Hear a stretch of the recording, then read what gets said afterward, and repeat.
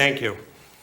Mr. Chairman, Mr. Vice Chairman, members of the National Commission, I appreciate the opportunity to testify before the Commission about the work of the Department of Justice Office of the Inspector General on border security issues.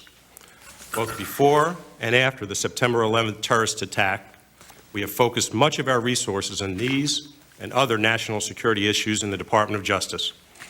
Today, I will describe findings from several of these reviews that examined programs in the Immigration and Naturalization Service. That agency had responsibility for immigration and border security issues until March 1st, 2003, when it was transferred into the new Department of Homeland Security. At the outset of my remarks, I want to stress that while we have noted serious deficiencies over the years in various INS operations, this should in no way diminish the important work of thousands of INS employees, now DHS employees. Most of them perform diligently under very difficult circumstances, and their mission is critical to the security of our country. Yet, our reviews have revealed significant problems that left gaps in the INS's attempts to secure the nation's borders. In one important review, we examined the INS's contacts with two September 11 terrorists, Mohammed Atta and Marwan al-Shahhi. We investigated how these two were admitted in the United States. We also examined how, 6 months after the terrorist attacks, a Florida flight school received notification that Atta and al-Shahhi's applications to change their immigration status from visitors to students had been approved. The mailing of these forms 6 months after the attacks raised serious concerns about the INS's tracking of foreign students in the United States.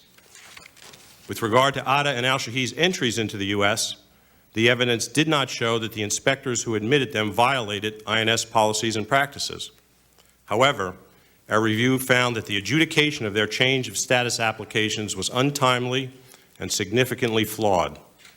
The INS took more than 10 months to adjudicate the applications, well after Atta and al-Shahhi had finished their training course at the Florida Flight School. In addition, the INS adjudicator who approved their applications did so without adequate information, including the fact that they had left the country twice after filing their applications, which meant they had abandoned their request for a change of status. We also found that historically, the INS has devoted little attention to monitoring foreign students, and its paper-based tracking system was inefficient, inaccurate, and unreliable. The new internet-based foreign student tracking system, called SEVIS, has the potential to dramatically improve the foreign student program. Last month, the OIG completed a follow-up review to assess the INS's progress in implementing the SEVIS system. We found that while the INS has made progress, the system is not fully implemented. Significant deficiencies remain, such as a lack of adequate oversight and training of contractors hired to conduct site visits of schools, and a lack of procedures to identify and refer potential fraud for enforcement action. In my written statement, I describe in greater detail a series of other reviews that the OIG has conducted on border security issues. One review examined the INS's efforts to prevent illegal immigration along the northern border. Until recently, the INS devoted significant resources to deterring illegal immigration along the southwest border, but did not focus such attention on the northern border. For example, as late as 1999, only 311 of the national total of approximately 8,000 Border Patrol agents were assigned to the northern border. We concluded that the level of illegal activity on the northern border clearly exceeded the Border Patrol's capacity to respond. After September 11th, we issued a follow-up review that found that the INS had made some improvements to enhance the security of the northern border. However, we concluded that increased staffing and resources for the northern border continued to be a critical need. We have also conducted other reviews related to border security.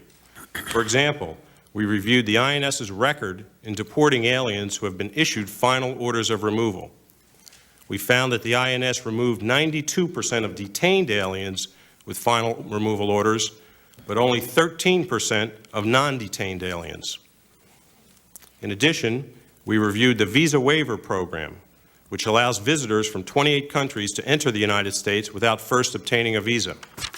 we found that INS inspectors did not check passports of all these visitors against the INS's computerized lookout system, and that the use of stolen passports from some of these visa waiver countries presented a serious problem. A theme we found repeated in many of our reviews was that the INS's information technology systems needed significant improvement.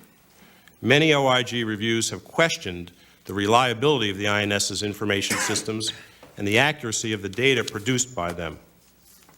In addition, INS information systems are not always integrated with other agencies' systems. For example, the INS and the FBI developed their agencies' automated fingerprint identification systems separately, and full integration of the systems remains years away. I also want to mention briefly one other review that, while not addressing border security issues, does relate squarely to the Commission's work. At the request of FBI Director Mueller in June 2002, we initiated a review to examine aspects of the FBI's handling of intelligence information prior to the September 11th attacks. Our review focuses on how the FBI handled an electronic communication written by an agent in its Phoenix office regarding extremists attending flight schools in Arizona. Our review also is examining aspects of the FBI's handling of the Moussaoui investigation and its handling of other intelligence before September 11th. I believe the final results of this review will be useful to the Commission, and we intend to cooperate fully with your review of these subjects. Based on the significant body of work by the OIG during the last several years, I believe there are several broad themes that the Commission may want to examine relating to border security. First, information and intelligence sharing among all levels of government remains a critical component of the effort to prevent terrorist attacks in the United States. Without adequate intelligence, the ability of frontline employees to screen effectively those who seek to enter the country is limited. Second, our reviews have found that the current systems for identifying when aliens enter and leave the country are clearly inadequate. Implementing an effective entry-exit tracking system is a daunting challenge that will require substantial efforts and a large investment of resources. Third, we encourage the Commission to focus on the often overlooked issue of human capital. To fulfill its mission, the Department of Homeland Security must have sufficiently trained immigration staff and supervisors. Historically, this has been a challenge for the INS. Fourth, I think it's also important to note that timely and consistent processing of the millions of benefit applications has been a long-standing problem for the INS and now for the DHS. An enhanced focus on border security should not override this important service-related responsibility. Finally, the transfer of the INS to the Department of Homeland Security presents enormous management challenges. The transfer will not, in itself, resolve the issues I have identified today.